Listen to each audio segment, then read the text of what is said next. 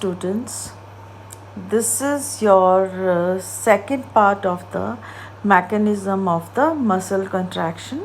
We have done up to the step 6 in the part 1. We are starting with the step 7.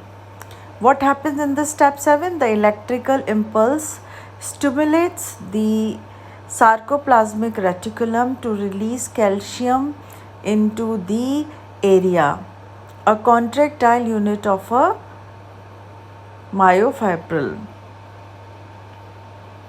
This is the step 7, where the sarcoplasmic reticulum release calcium into the area.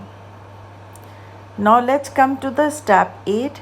Step 8 में क्या होता है कि calcium binds with troponin C and activates myosin ATPase.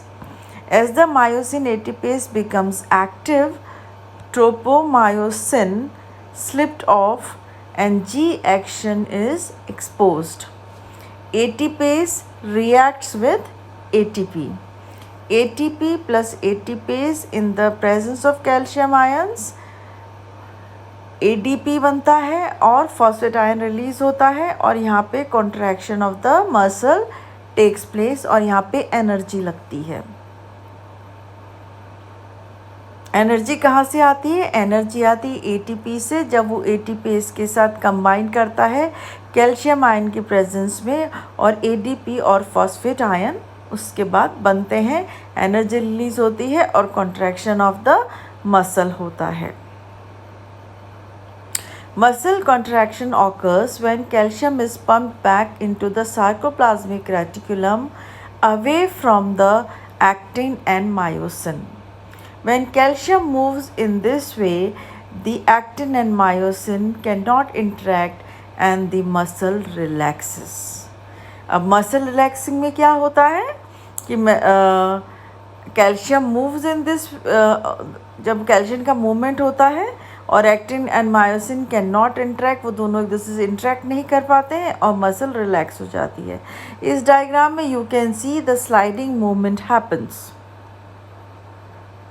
In contraction, I band disappears, H band disappears, M band disappears और length of sarcomere decreases. तो contraction हो जाएगा. कब होगा contraction?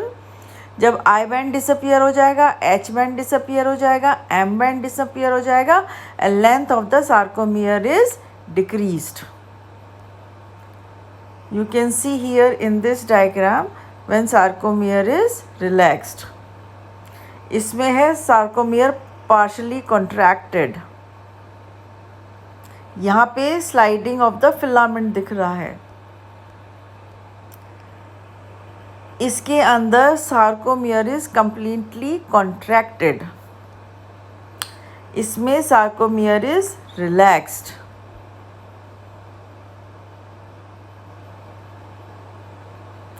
These are the steps of the muscle contraction.